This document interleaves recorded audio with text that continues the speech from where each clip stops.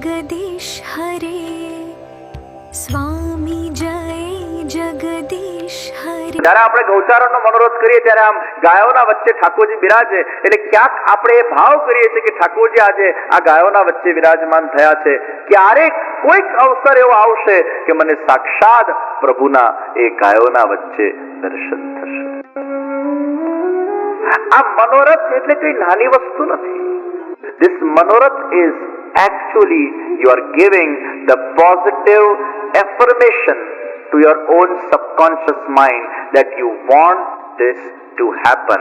It is going to happen with God's grace, but you are actually pouring that seed inside your subconscious that I want this to happen. अब मोटी बात है। शबरी का ये मनोरथ था। शबरी थी शिखवा जेवुं छे। मेरे राम आएंगे, मेरे राम आएंगे, मेरे राम आएंगे, मेरे राम आएंगे। What a positivity and what a way to put the efforts, whether it is in spirituality or it is in your materialistic life or in the karma marg, whatever it is, but what a way to put an effort.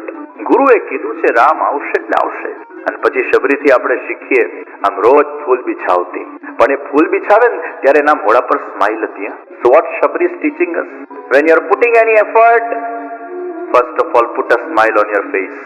I am so happy today, as if today my Ram is going to come my house.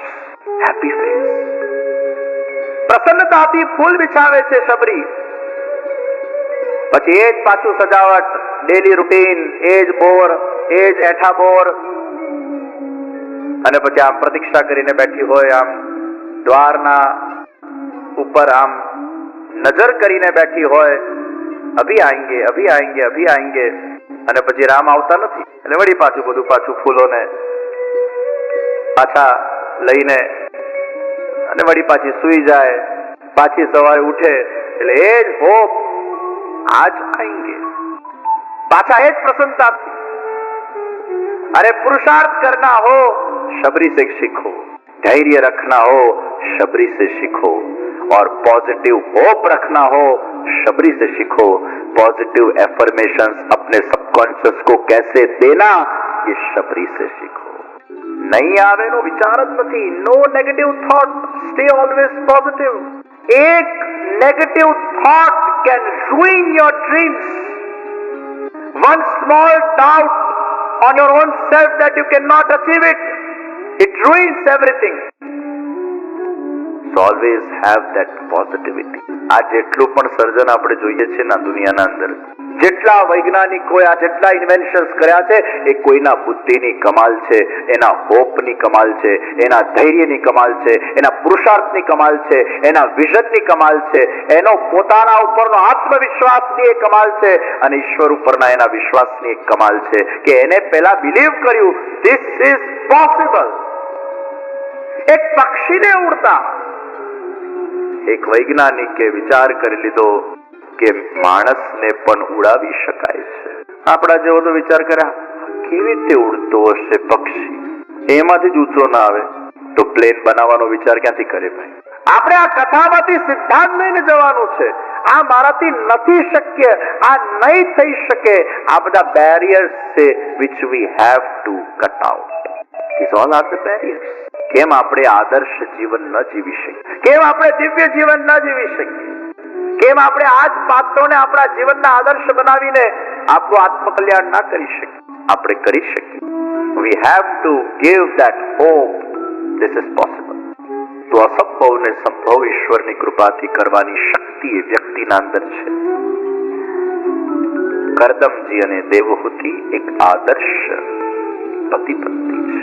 કરદમજીએ તપસ્યા કરી, દેવહૂતિજીએ એમને સહાયતા આપી। વર્ષો વર્ષ સુધી તપસ્યા કરતા, પરણીને પહેલા તપસ્યા કરવા બેસી ગયા અને પરણીને સીધા આમ તેમ ફરવા નથી ગયા, પરણીને સીધા તપસ્યા કરવા બેસી ગયા કરદમજી અને વળી પાછા પહેલા સહાય કરવા બેસી ગયા। 5-10 વર્ષ તો આ ચાલ્યું અનેક વર્ષો સુધી અને પછી દેવહૂતિજીએ એકવાર બહુ ધીમા સ્વરે કરદમજીને યાદ અપાવ્યું, प्रभु का प्रागट्य हमारे वहां होने वाला है। ત્યારે કરદમજીને એકદમ રિયલાઇઝ થયું આ વાત તો સાચી છે। બિંદુ સરોવરમાં સ્નાન કર્યું છે, સરસ વિમાન બનાવ્યું છે, એ રત્ન જડિત વિમાન. અને ભાગવતજીમાં જે વિમાનનું વર્ણન કરવામાં આવ્યું છે એવું વિમાન તો કદાચ હજી સુધી બન્યું જ નહીં હોય ભૂતલ પર. ઘણી વાર પેલા શેખોના વિમાન ના ફોટાઓ આવતા હોય છે, દુબઈના અને ગલ્ફના શેખોના વિમાન બધા સુવર્ણ જટિત, બેડ પણ સુવર્ણ જટિત, બાથરૂમનો નળ પણ સુવર્ણ જટિત, શાવર પણ સુવર્ણ જટિત, પેલો નાવાનો ટબ એ સુવર્ણ જટિત, એટલું બધું સુવર્ણ જટિત. એટલે મને એમ લાગે કે આ લોકો અત્યારે આવું સુવર્ણ જટિત આખા વિમાનમાં જે રીતે પોતાનું ભૌતિક જીવન ગાળી રહ્યા હશે, પણ કરદમજીએ તો રત્ન જટિત વિમાન બનાવ્યું, રત્ન જટિત.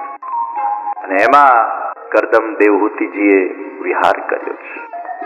1900ની સાલમાં રાઈટ બ્રધર્સે વિમાનનું સંશોધન કર્યું. આપણા ત્યાં તો કરદમ ઋષિને એના પહેલા વર્ષોથી આ વિમાન સંસ્કૃતિ છે જ. પુષ્પક વિમાન આપણા ઋષિ મુનિઓએ તો પહેલાથી વિમાન બનાવી લીધેલા, સાયન્ટિસ્ટોએ હવે બનાવ્યા. અને છતાંય ભૂતલ ઉપર હમણાંના સેન્ચુરીમાં અગર આપણે વિચાર કરીએ આના પહેલાની, તો રાઈટ બ્રધર્સે જે વિમાન બનાવ્યું 1900ની સાલમાં, એના પહેલા આપણા ભારતીય વિમાન બનાવ્યું. અને તમે ગૂગલમાં સર્ચ કરી લેજો, શિવકર તેલ પડે. હમણાં નહીં કરતા, ઘેર જઈને કરજો, તો પાછું મારી કથા તેલ કરી નાખશો. શિવકર તેલ પડે. આ શિવકર તેલ પડે ભારતના અંદર 1800ની સદીના અંદર સૌથી પહેલું પ્લેન બનાવ્યું. અને એને વિમાન શાસ્ત્રનું અધ્યયન કર્યું. વિમાન શાસ્ત્રના આધાર પર કઈ રીતે વિમાન બનાવવામાં આવે એની આખી એને જાણકારી પ્રાપ્ત કરી, પ્રશિક્ષણ પ્રાપ્ત કર્યું, અને એને અદ્ભુત વિમાન બનાવ્યું. રાઈટ બ્રધરે જયારે વિમાન બનાવ્યું ને, ત્યારે એને વિમાન ઉડાડ્યું રિમોટથી, અને પછી ક્રેશ થઈ ગયું. ઉડાડ્યું, ક્રેશ થઈ ગયું, ઇતિહાસમાં જ. અને શિવકર તેલ પડે જયારે વિમાન ઉડાડ્યું ત્યારે ચોપાટી ઉપર સેફ લેન્ડિંગ કરાવ્યું હતું. આપણો ભારતીય 1800ની સદીમાં એને આ પહેલો વિમાન બનાવ્યો. પછી અમેરિકાની કોઈ કંપની સાથે એની વાતચીત ચાલતી હતી કે આ ડિઝાઇન્સ ને બધું અમને આપો અને અમે તમારું પણ નામ સાથે રાખીશું. બિચારો ભોળો વ્યક્તિ, એને કઈ બહુ ખાસ દુનિયાદારીની સમજ નહીં, એને ભોળપણમાં એ બધી ડિઝાઇન્સ એને આપી દીધી. અને એ જ ડિઝાઇનના આધાર પર અમેરિકાના રાઈટ બ્રધરે એ પહેલું પ્લેન બનાવ્યું અને ઇતિહાસના અંદર એને રજીસ્ટર કરવામાં આવ્યું. પણ મૂળમાં એ બનાવનાર આપણો ભારતીય હતો, એનો આપણે ગર્વ લઈએ છીએ. શિવકર તેલ પડે. હવે ઘરે જઈને જોઈ ને, આપણા બધા કાચા આવું બધું કરવામાં, કોણ નોંધણી કરાવે ને આ બધું કોણ કરે ને, એ બધા કાચા આપણા લોકો, ને બહારના લોકો બધા હોશિયાર. તો કરદમ ને રેવતીજી એ વિમાનમાં પોતાની યાત્રાને આગળ વધારે છે. 9 કન્યાઓના જન્મ થયા છે અને પછી 10માં ભગવાન કપિલજીનું પ્રાગટ્ય થયું. બોલો શ્રી કપિલ ભગવાન કી ભગવાન કપિલ સાંખ્ય યોગના નિર્માતા અને પોતાના માતાને સ્વયં જે ઉપદેશ આપવામાં નિમિત્ત બન્યા. કરદમજી પોતાના શરત પ્રમાણે પ્રભુનું પ્રાગટ્ય થયા પછી તપસ્યા કરવા જતા રહ્યા. હવે માતા એકલા છે, પુત્ર ઉપદેશ આપે છે. અને ખરેખર આ કપિલજીનો ઉપદેશ દિવ્ય ઉપદેશ છે. અધ્યાત્મમાં કોઈને આગળ વધવું હોય, આત્મકલ્યાણ કરવું હોય, સંસાર નિભાઈ ગયું હોય અથવા સંસારમાં એમનો પ્રવેશ જ ન થયો હોય અને એમને એવું લાગતું હોય કે હવે હું એકલો શું કરું, મેં અકેલા યા અકેલી મેં ક્યાં કरूंगा, કોણ મારી સાર સંભાળ રાખશે, કોણ મારું ટેક કેર કરશે, अब मुझे क्या करना चाहिए. याद रखना, अकेला व्यक्ति या तो योगी बनता है या तो भोगी बनता है. અહીંયા કપિલજી એ યોગી બનાવતા શીખવાડે છે. When you are alone or when you have completed all your responsibilities of your materialistic life, when you are done with everything, then what is to be done? અગર આ માર્ગમાં તમારે આગળ વધવું છે તો એક સુંદર માર્ગ કપિલજી આપણને બતાડી રહ્યા છે કે કઈ રીતે એને પોતાના જીવનને જીવવું જોઈએ અને કઈ રીતે પોતાની એ એનર્જીને અપવર્ડ્સ લઈને એને ઉર્ધ્વ ગતિ પમાડીને સંયમ રાખીને ધૈર્ય રાખીને એના જીવનનો ઉદ્ધાર એ કઈ રીતે કરી શકે એ કપિલજી આપણને બહુ સુંદર રીતે સમજાવે છે. Don't waste your energy, whether it is a physical energy or it is a mental energy. એનર્જીનો એક સ્વભાવ છે, એને જો પ્રોપર દિશા નહીં આપો તો એ આમ તેમ વહી જશે. અને આપણા અંદર એવી શક્તિ છે, એવી સર્જનાત્મક શક્તિ છે, એ જ આપણી એક એનર્જી માં એટલી તાકાત છે કે એક બાળકનો જન્મ કરી શકે છે.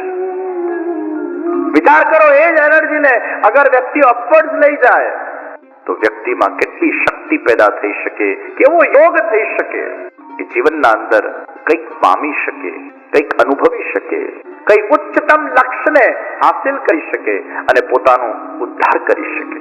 તો આ અવસ્થામાં કઈ રીતે જીવવું કપિલજી આપણને ખૂબ સુંદર ઉપદેશ આપે છે.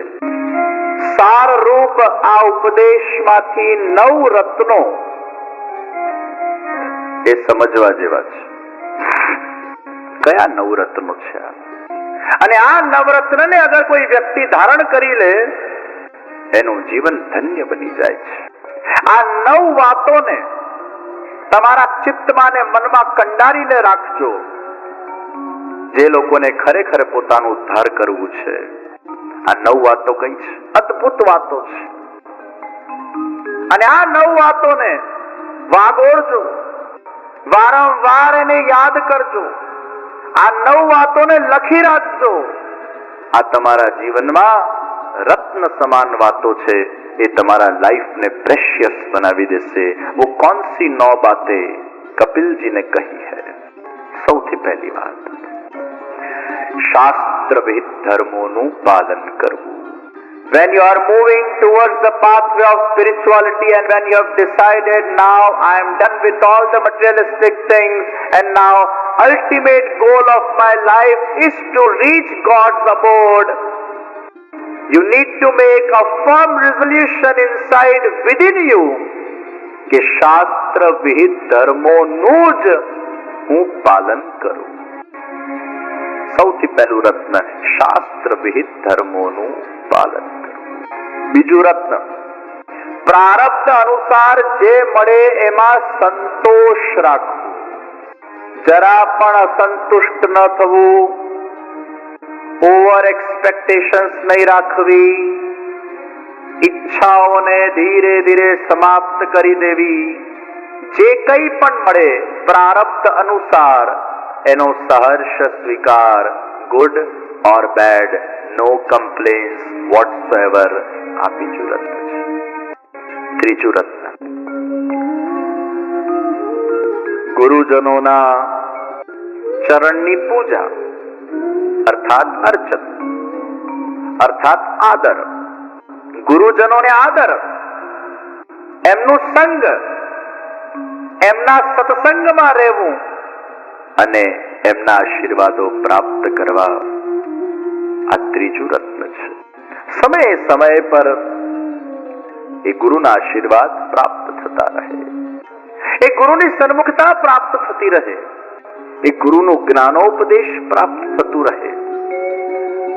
ઘણીવાર એમ બને કે જ્ઞાનોપદેશ પ્રાપ્ત કર્યા પછી એને વાગોળવું એ પણ એક પ્રકારનું ગુરુનું સાનિધ્ય છે. જે કહેવાયેલી વાત છે એને વાગોળવી એ પણ એક માનસિક ગુરુનું સાનિધ્ય છે. ગુરુના વાણીનો પાઠ કરવો. વલ્લભાચાર્યજી મહાપ્રભુજીના 16 ગ્રંથો, ઘણા લોકો યમુનાજીનું ગુજરાતી ટ્રાન્સલેશન વાંચ્યા કરે.